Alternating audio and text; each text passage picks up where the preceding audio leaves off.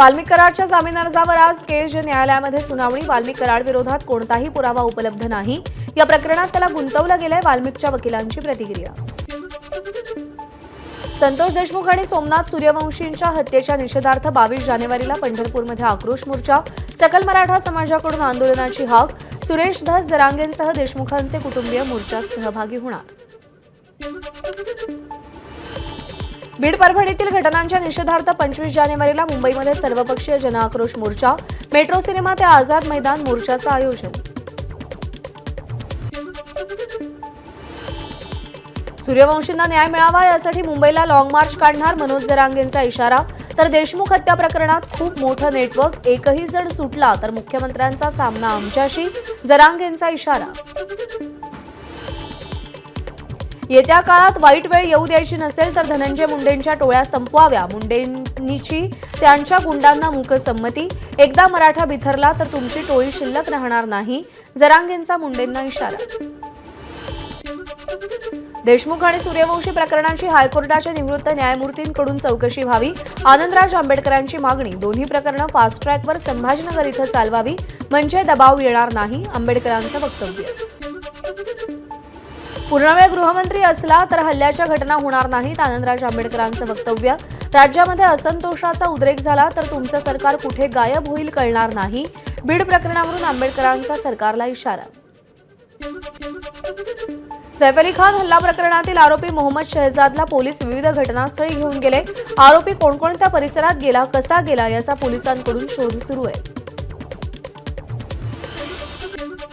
हल्लेखोराच्या जबाबानंतर police गुन्ह्याचं नाट्य रूपांतर करण्याची शक्यता, नाट्य रूपांतर करून बारकावे गोळा करण्याचा अंदाज।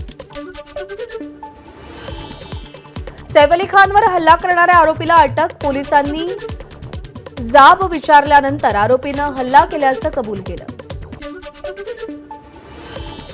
सैफ अली खान हल्ला प्रकरणी वरळीतील सिल्कवर्क कॅफेमध्ये आरोपी काही महिने काम करत असल्याची माहिती। कॅफेतील काही जणांना पोलिसांनी ताब्यात घेतलं। सैफ अली खानवर हल्ला करणाऱ्या हल्लेखोरानं वरळीतील कॅफेमध्ये कामाला असतानाही चोरी केली होती। एका ग्राहकाची अंगठी चोरण्याच्या प्रकरणात सहभागी असल्यावरून त्याला कामावरून काढण्यात आलं होतं। सैफचा हल्लेखोर लपलेल्या ठिकाणी भाजपचे नेते किरीट सोमय्यांची भेट, आरोपी 3 महिन्यापासून तिथे राहत असल्याची माहिती। लेबर कॅम्पमधल्या मजुरांच्या कागदपत्रांची सोमय्यांकडून छाननी। सैफ अली खानच्या हल्लेखोराला अटक करण्यात आलेल्या ठिकाणचा खासदार नरेश म्हस्केंनी आढावा घेतला, स्थानिक पोलिसांशीही चर्चा केली। कराड दक्षिण मतदारसंघातून निवडून आलेले भाजप आमदार अतुल भोसलेंच्या आमदारकीला पृथ्वीराज चव्हाणांकडून मुंबई उच्च न्यायालयात आव्हान। मतदारसंघातील निवडणूक प्रक्रियेत नियमांचं उल्लंघन झाल्याचा आरोप। पालकमंत्री पदावरून महायुतीतील वाद समोर, सरकारकडून नाशिक आणि रायगडच्या पालकमंत्र्यांची निवड रद्द। नाशिकमध्ये महायुतीत रस्सीखेच तर रायगडमध्ये शिवसेना विरुद्ध राष्ट्रवादीत वाद। दादा भुसेंना लवकरच मोठी जबाबदारी मिळणार, शिवसेना उपनेते अजय बोरेस्ते यांचा दावा। सब्र का फल मीठा होता है, बोरेस्तेंचं वक्तव्य। मतदारसंघात गैरफायदा घेणारे भरपूर आपल्याकडून कामं करून घेतात पण निवडणुकीमध्ये विरोधात काम करतात, नरहरी झिरवळांचं वक्तव्य। याआधी कधीच नंदुरबारला गेलेलो नाही, त्यामुळे तिथल्या समस्या माहीत नाहीत। नंदुरबारचं पालकमंत्रीपद मिळाल्यानंतर माणिकराव कोकाटेंची प्रतिक्रिया, समस्या समजून घेऊन सोडवणार असल्याचंही वक्तव्य। उपमुख्यमंत्री अजित पवार आज जालना दौऱ्यावर, अजित पवारांच्या हस्ते राष्ट्रवादीच्या पक्ष कार्यालयाचं तसंच एका खासगी दवाखान्याचं उद्घाटन। आज राज्य निवडणूक आयुक्तांच्या नावाची अधिकृत घोषणा होण्याची शक्यता, राज्य निवडणूक आयुक्तांच्या नावासंदर्भात मंत्रिमंडळ बैठकीत प्रस्ताव मंजूर। सूक्ष्म सामाजिक घटकांना मुख्य प्रवाहात सामावून घ्या, आपल्या विचारांना प्राधान्य द्या, राष्ट्रीय स्वयंसेवक संघाच्या भाजपच्या मंत्र्यांना सूचना। शासनाच्या योजना योग्य पद्धतीनं नागरिकांपर्यंत पोहोचवण्याचाही सल्ला।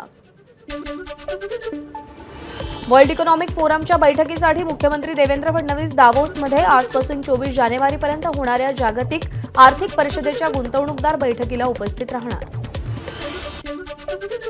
आगामी स्थानिक स्वराज्य संस्थांच्या निवडणुकीत नांदेडमध्ये स्वबळावर लढण्याचे अशोक चव्हाणांचे संकेत। नांदेडमध्ये भाजपची ताकद मोठी असल्याचं चव्हाणांचं वक्तव्य।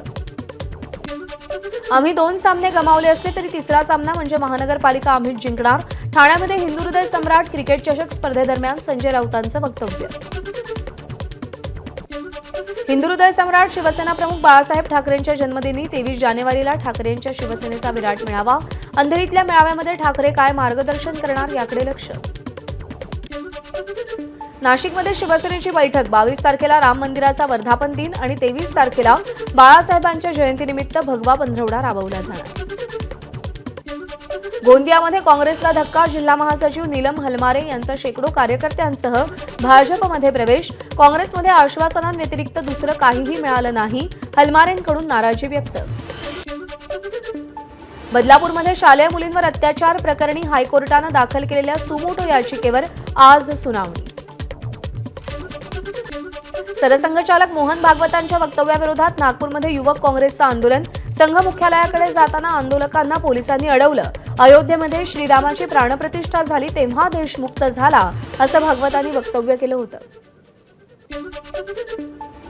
ठाणे बोरिवली ट्विन टनेलचा मार्ग मोकळा. बोरिवलीतील भूसंपादन पूर्ण. जागा MMRDAकडे हस्तांतरित. मध्य रेल्वेच्या मुंबई विभागाकडून रेल्वे प्रवासी वाहतूक आणि मालवाहतुकीच्या क्षेत्रात नवे विक्रम. विशेष गाड्यांच्या संख्येमध्ये 29.30% वाढ. तर डिसेंबरमध्ये 1.98 दशलक्ष टन माल वाहतूक.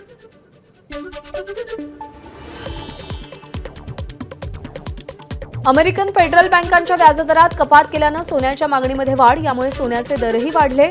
सोनं सर्वाधिक 82,000 रुपये प्रति तोळा. दख्खनचा राजा ज्योतिबाच्या मूर्तीवरती 21 ते 24 जानेवारीत रासायनिक संवर्धन प्रक्रिया. भाविकांना कासव चौकात उत्सव मूर्ती आणि कलश दर्शन करता येईल. राज्यामध्ये मलेरियाच्या रुग्णांमध्ये वाढ. सर्वाधिक रुग्ण मुंबईमध्ये. 14 जानेवारीपर्यंत मलेरियाचे 401 तर डेंग्यूच्या 210 रुग्णांची नोंद. भिवंडी महानगरपालिका कार्यक्षेत्रातील वऱ्हाळा जलशुद्धीकरण केंद्रातून होणारा पाणीपुरवठा आज बंद राहणार. पाईपलाईन दुरुस्तीच्या कारणानं पाणीपुरवठा बंद राहणार असल्याची माहिती. नाशिकमधील धार्मिक स्थळ परिसरात मोठ्या प्रमाणावर अतिक्रमण. आगामी सिंहस्थ कुंभमेळ्याच्या पार्श्वभूमीवर पंचवटीमध्ये रामकल पथ उभारला जाणार.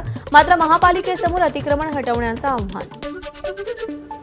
बीड अपघातातल्या मृतांच्या कुटुंबियांना एसटी महामंडळाकडून प्रत्येकी 10 लाखांची मदत. परिवहन मंत्री प्रताप सरनाईकांची घोषणा. बीड परभणी मार्गावर एसटी बसच्या अपघातात 3 तरुणांचा मृत्यू झाला होता.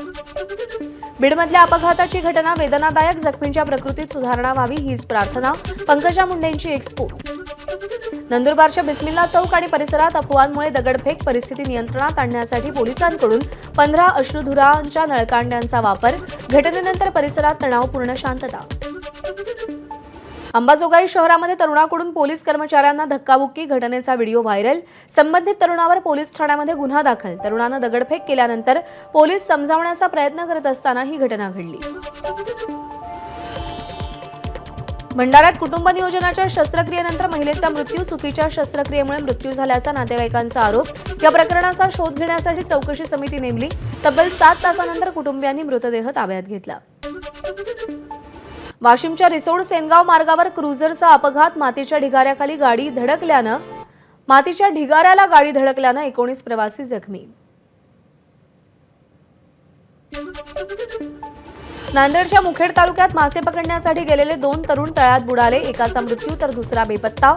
शोधकार्य सुरू. लातूरच्या उदगीर शहरातील कावळ्यांचा बर्ड फ्लूमुळे मृत्यू. जिल्हा प्रशासनाकडून बाधित भागातील 10 किलोमीटर त्रिज्येतील परिसर अलर्ट झोन घोषित. डी.वाय. पाटील स्टेडियमकडे जाण्याचा स्कायवॉक नवी मुंबई पोलिसांनी बंद केला. त्यामुळे जीव धोक्यात घालून मुंबई पुणे महामार्ग ओलांडण्याची तरुणांवर वेळ.